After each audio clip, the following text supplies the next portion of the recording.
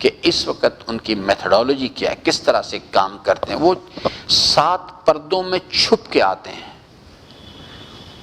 میں نے عرض کیا تھا نا ڈاکٹر اقبال کا شعر کہ میں خانہ مغرب کے دستور نرالے ہیں، دیتے ہیں سرور اول لاتے ہیں شراب آخر. وہ پہلے دنیا کے نشے میں مست کرتے ہیں، کسی دیکھتے ہیں، انالائز کرتے ہیں، اچھا یہ آدمی جو ہے اس کا ویک پوائنٹ کیا، شہرت طلب ہے، مال پہ بکے گا، اقتدار چاہتا ہے، اس کے کہاں اس کو، یا دیگر غیر اخلاقی جو یعنی جو حرکات ہیں اس کے، وہ اس کا ویک پوائنٹ ہے. ہر آدمی کو انالائز کرتے ہیں. اب یہ جو انالائز کرنے کے لیے مثال کے طور پہ بشارت صاحب ہیں، بشارت صاحب کو خود اپنے بارے میں اتنی معلومات نہیں ہوں گی جتنی ان کے بارے میں معلومات گوگل کے پاس ہیں. جتنی ان کے بارے میں معلومات گوگل کے پاس ہیں یا امریکہ کی ڈیفرنٹ انٹیلیجنس ایجنسیز کے پاس ہیں، خود ان کو بھی نہیں پتہ ہوگا کہ ان کا ٹیلی فون کا ریکارڈ کیا ہے، انہوں نے آج سے 1 سال پہلے کس کو کال کی تھی، لیکن ان کے پاس ہے سارا ریکارڈ. یہ جو آپ نہ سمجھیں کہ یہ کوئی یعنی ہمیں وہ کچھ، کوئی چیز دنیا میں فری نہیں ہوتی. یہ گوگل سرچ انجن جو ہے یا ایم ایس این ہے یا دیگر اس قسم کے جو پلیٹ فارمز ہیں، یہ جتنے ہیں، یوٹیوب ہے، واٹس ایپ ہے، سب بنیادی طور پہ روٹس پیچھے وہیں جا کے ملتے ہیں. وہ ایک ایک آدمی کی انفارمیشن آپ نے دیکھا ہوگا نا، آپ کبھی مختلف ایپس پہ جاتے ہیں تو کہتے ہیں جی آپ اپنا ڈیٹیل دیں ذرا، باقی چھوڑ دیں، میں اس کے روزمرہ سے سمجھا دیتا ہوں. یہ بینک ہے ہمارے، آپ بینکس کے پاس جاتے ہیں اکاؤنٹ کھولنے کے لیے، آپ سے وہ 10 سوال کرتے ہیں 36 قسم کے. یہ سارا ڈیٹا جو ہے یہ یہاں سے ان کے زونل آفس سے ہیڈ آفس سے اسٹیٹ بینک سے اسٹیٹ اوے امریکہ کے پاس جاتا ہے، اسٹیٹ اوے امریکہ کے. حتیٰ کہ ایک زمانہ ماضی قریب میں ایسا بھی صورتحال تھی جب پاکستان عملی طور پہ، اب تھوڑا سا صورتحال میں قدیم تبدیلی آئی ہے کہ پاکستان کے ہوائی اڈے جو ہیں اس کے اوپر امیگریشن جہاں پہ ہوتی، جہاں پہ وہ حضرات جو ہیں وہاں کیمرے لگے ہوئے ہیں. پھر آپ نے دیکھا ہوگا جب امیگریشن کے لیے آپ یعنی تو کہتا ہے ذرا کیمرے کے سامنے آ جائیں ذرا، وہ امریکنز خود بیٹھ کے مانیٹر کرتے تھے پیچھے بیٹھ کے. وہ جو بھی آدمی پاس کر رہا ہوتا تھا اس کو ڈائریکٹلی مانیٹر کرتے تھے، وہیں سے ان کے دائیں بائیں ایجنسیز کے لوگ بیٹھے ہوتے تھے، کہتے اس کو اٹھا لو. وہ اس حد تک دخیل ہے. آپ کہاں جاتے ہیں، کس وقت آپ نے سفر کیا، آپ کہاں جا کے ٹھہرے، کیونکہ یہ جو موبائل سسٹم ہیں یہ سارے کے سارے پیچھے تو کس کے ساتھ مربوط ہیں، سیٹلائٹ کے ساتھ. سیٹلائٹ ان کے کنٹرول میں ہے. ایک ایک آدمی کی حرکت کیا کر رہا ہے وہ ان کے پاس اس کی انفارمیشن ہے. چونکہ ان کا جو پروگرام ہے ان کا ہے ایک عالمگیر حکومت کا پروگرام. وہ تو سر پیٹتے ہیں، کہتے ہیں یہ جو مہدی کا تصور خمینی لے کے آ گیا ہے، اس نے زندہ کر دیا اس تصور کو، اس نے تو ہمارے سارے پروگرام کو فیل کر کے رکھ دیا ہے. یہ جتنا یو این او ہے اور یہ ورلڈ بینک ہے اور آئی ایم ایف ہے، اور یہ سب اصل میں یہود کی یعنی صہیونی عالمگیر حکومت کے ڈفرینٹ ٹولز ہیں، آرگنز ہیں اصل میں، یہ جس کو وہ آگے پروموٹ کر رہے ہیں. ان کے راستے میں کوئی چیز رکاوٹ نہیں ہے. یہ جو کانسیپٹ ابھر کے آ گیا ہے، یعنی ایک کافی عرصہ پہلے کی بات ہے، میں ایک دن دفتر بیٹھا ہوا تھا اپنے صدر میں، ایک برادر تشریف لائے. انہوں نے اپنا تعارف کروایا کہ جی میں امریکہ سے آیا ہوں. بقول ان کے انہوں نے تعارف کیا کہ میں مومنین میں سے ہوں. بہرحال ان کے ساتھ جو میری گفتگو ہوئی اس میں انہوں نے ایک بات کہی کہ ہماری امریکن سے بات ہوتی ہے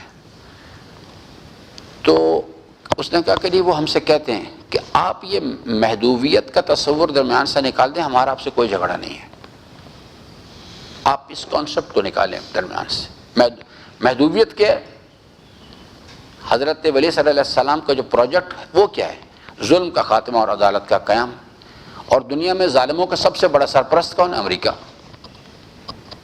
وہ کہتے ہیں یہ آپ نے کیا شروع کر دیا آپ لوگوں نے.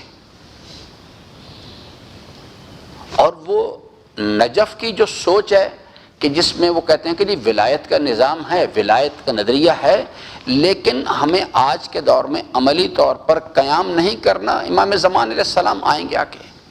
یہ نظریہ ان کے لیے انتہائی مددگار ہے. وہ کہتے ہیں ہمارے راستے میں رکاوٹ تو کوئی نہیں نا. یہ جو جیسے ڈاکٹر اسرار صاحب نے بھی اپنی ایک ویڈیو کلپ ان کا یعنی گاہے بگاہے دیکھنے کو ملتا ہے کہ وہ یعنی اپنی معلومات بیان کر رہے تھے کہ شیعہ حضرات کے پاس یہی نظریہ تھا کہ جب امام مہدی آئیں گے تو آ کے یہ کام کریں گے. انہوں نے کہا یہ تو خمینی صاحب نے کیا آ کے درمیان میں کہ جناب وہ جب آئیں گے تو آ جائیں گے، ہم ہاتھ پہ ہاتھ رکھ کے بیٹھے رہیں. ہمیں چاہیے کہ ہم آگے میدان عمل کے اندر آئیں اور میدان عمل میں اتر کے کم از کم ان کے ظہور کے لیے مقدمہ تو تیار کریں، ایک تمہید فراہم کریں اس چیز کے لیے. وہ کہتے ہیں یہ آپ نے کیا شروع کر دیا. اب وہ کام کرتے کیسے ہیں؟ میں ایک چھوٹا سا ایک آپ کو یعنی سمجھاتا ہوں کہ طریقہ کار ان کی میتھڈالوجی کا. یاد رکھیں یہ ٹولز ہیں ان کے: مال، شہرت، اقتدار اور سیکس. یہ ان کے ٹولز ہیں. اور حضرت یہ ہم نے تو شاید اتنا اپنے رسول کو اسٹڈی نہیں کیا لیکن انہوں نے کر رکھا ہے. جتنی ریسرچ نہج البلاغہ پہ جرمنی اور یورپ میں کی گئی ہے، مسلمانوں نے تو اس کا یعنی خود شیعہ حضرات نے اس کا 1/10 بھی نہیں کی. انہیں پتہ ہے کہ مسلمانوں کے رسول نے بتایا ہوا ہے کہ میری امت کی آزمائش کا ویک پوائنٹ کیا چیز ہے؟ مال. اس پر بکتی ہے یہ. سو دیٹس وائی انہیں اچھی طرح سمجھ ہے اس بات کی. جب وہ کسی حکمران کو خریدنا چاہتے ہیں، کیونکہ یہ دو ہی گروہ ہیں جو زیادہ مؤثر ہوتے ہیں معاشروں کی فکر بنانے میں: الناس علی دین ملوکہم، علماء، اور دوسرے کون سے؟ حکمران طبقات، جنہیں بعض روایات میں امراء بھی کہا گیا ہے. یہ دو گروہ ہوتے ہیں. وہ ان دو گروہوں کو انہی ٹولز کے ذریعے سے خریدتے ہیں. واقعہ آپ کو پہلے سنو دے کہاں وہ کتنے تہوں میں سے گھوم کے آتے ہیں مارنے کے لیے. میں نے قصہ کئی مرتبہ سنا ہے، یہاں پہ اس ریفرنس سے سنے اسے ذرا ان کے میتھڈالوجی کیا کام کرنے کی.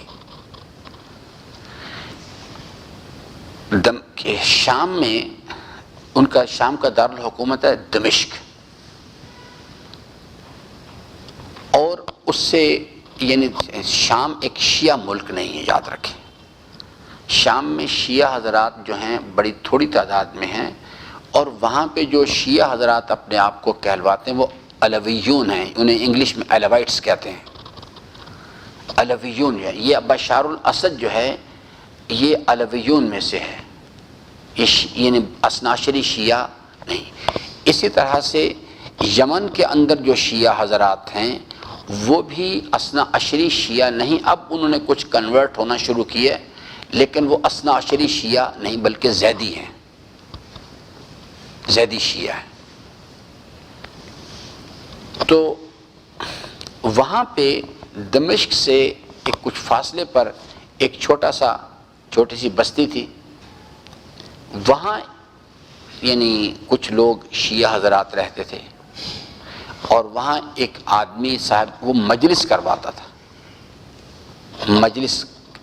اور اس مجلس میں آج کل بھی ایام فاطمیہ ہیں، جناب سیدہ کے حوالے سے مجلس ہوتی تھی، اور مجلس پڑھنے والا جو ہے وہ آتا تھا اور آ کے جناب سیدہ کے مصائب بیان کرتا تھا. اطراف میں سارے سن نہیں رہتے تھے.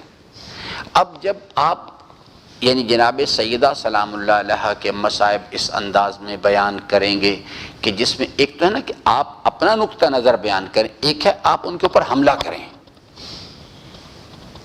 تو جب آپ ان پہ حملہ کریں گے تو جو ان کے پیروکاران ہیں، جب آپ ان پہ حملہ کریں گے تو امیر المومنین کے فرمان کی تو خلاف ورزی تو ہوگی کہ وہ دشمن کے جو جھوٹے خدا ہیں ان کو برا مت کہو تا وہ تمہارے سچے، ان کے جو جھوٹے یعنی غلط پیشوا ہیں ان کو برا مت کہو اس طرح سے اوپنلی، ورنہ پھر وہ جواب میں تمہارے سچے پیشوا جو ان کو برا کہیں گے۔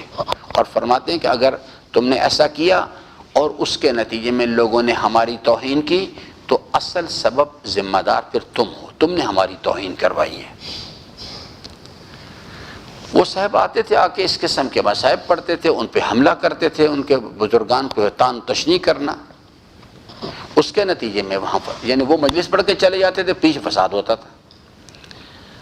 ایک دو سال کے بعد جو کچھ لوگ وہاں رہتے تھے، کیونکہ ان کا جو رد عمل ہے وہ تو پیچھے ان لوگوں نے برداشت کرنا تھا نا، ان لوگوں نے کچھ لوگ ملے، انہوں نے کہا بھائی آپ یہ جو مجلس کراتے ہیں ہر سال یہاں فساد ہوتا ہے، تو آپ بہتر ہے کہ کسی اور آدمی کو بلا لیں، اگر آپ نے مجلس ہی کرانی ہے تو کسی اور کو بلائیں تاکہ کم از کم جو اس کو سمجھایا جائے کہ بھی حد اعتدال میں گفتگو کرو تاکہ فساد نہ ہو۔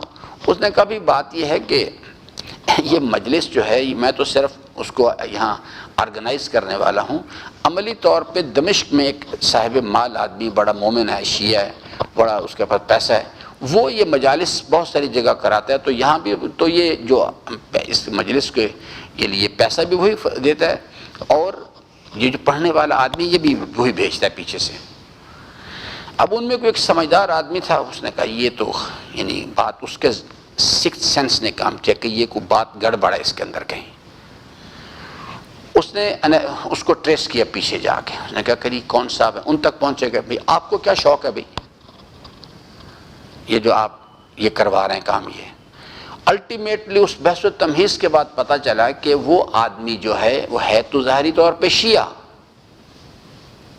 ظاہری طور پہ وہ شیعہ ہے یعنی لیکن لبرل اپروچ کا آدمی ہے، اس کا رابطہ برطانوی سفارت خانے کے ساتھ ہے، برطانوی سفارت خانہ اس کو وسائل فراہم کرتا ہے۔ جیسے ابھی آپ نے دیکھا نا یہ 2 دن پہلے جو یعنی وہاں پر یوکرین کے جہاز گرنے کے بعد مظاہرے شروع ہوئے، تو جب وہاں پر یعنی جو سیکیورٹی پولیس آئی تو انہوں نے دیکھا کہ برطانوی سفیر ان کے اندر کھڑا ہے اور نعرے لگوا رہا ہے۔ تو برطانوی سفارت خانہ اس کے لیے وسائل فراہم کرتا ہے، اور یہ جو افراد ہیں یہ بھی وہ نومینیٹ کر کے دیتا ہے اور یہ بھی بتاتا ہے کہ مصائب کیا پڑھنے جا کے وہاں پہ، وہ ان کے پاس اس حد تک معلومات ہیں۔ یہ ایک طریقہ کار ہے کام کرنے کا۔